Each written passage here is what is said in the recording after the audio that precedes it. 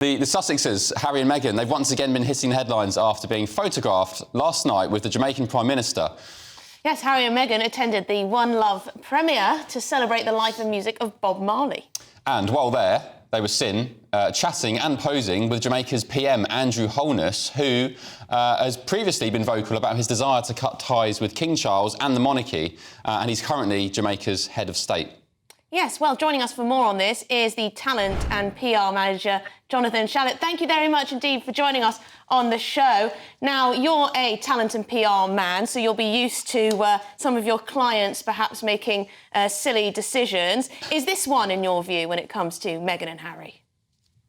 I like the way you set up the question by saying silly decision, which is kind of indicating your viewpoint already. I'm not sure it's a silly decision. This is a movie about one of the greatest reggae star ever, and Meghan has black descent, and so she's been invited to the premiere and gone. I don't think one can criticise someone with black heritage going to a movie about a great reggae star. But the headlines that have come out of it, though, accusations that they appear insensitive, members of the royal family unwell, in hospital, going through surgery and the like, and they're with a famous anti-monarchist. Is there nothing there that you think might be problematic? I think they're two separate issues. First of all, travelling when a member of their family is not well. Well, they already live in Los Angeles, so they're hardly, if anything, they're going closer to their family than further away if they go to Jamaica. I'm not sure. It seems to me that both the King and the Princess of Wales have routine operations. They're not, life-threatening operations. And indeed, the Princess of Wales has had her operation. I'm not quite sure why you'd expect them not to travel when their family members aren't well. I mean, my parents haven't been well, and I've continued travelling. But Jonathan, they're travelling and doing that to a place and to a Prime Minister who last year suggested that they would leave the Commonwealth and remove themselves from links to the monarchy. It's not just the fact they're travelling when their family are ill. They're doing it at a time when, and schmoozing with people who have, in some aspects, attacked the monarchy.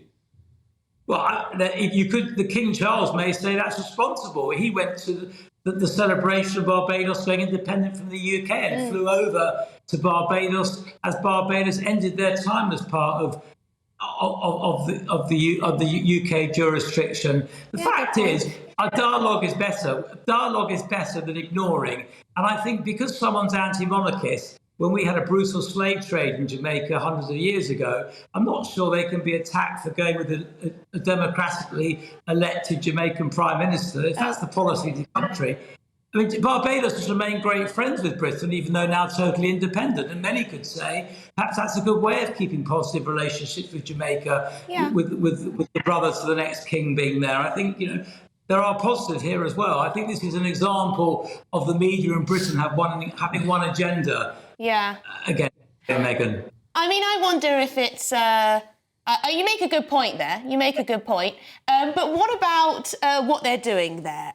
Surely it's just to tout for business, schmoozing with people. Potentially there's some media types there, some bosses of big media companies that they can try and get some work off. Do you think this is more business than leisure?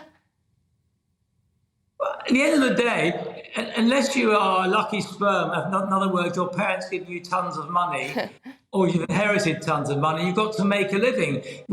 Previously we criticised Harry for living off the royal family while still a member of the royal family. He's made the decision to leave the royal family, therefore he's got to earn a living. I don't quite see why he'd be criticised for making a living, because if he didn't make a living, we'd criticise him for taking money off his father. Jonathan, I take your point, but I think it's more because they've made a lot of money off the back of criticising the royal family, have they not?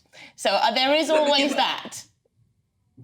Listen, absolutely, we're all aware of what's happened previously, what they've been paid for on the books they've published, but it seems to me that a woman of black heritage going to a film premiere of the most famous black reggae singer ever is not the most unnatural coupling. I think it's I'm Jewish. If there was a movie about the greatest Jew ever, I might travel to see that. I mean, why wouldn't Meghan travel to see a movie about Bob Marley? I mean, Bob Marley is such an incredible artist. Yeah. That's a great And if they get a holiday in Jamaica as well, fantastic. They're entitled to go to sunny, nice places. I'm sure the two of you are going to have a nice holiday somewhere sunny this year.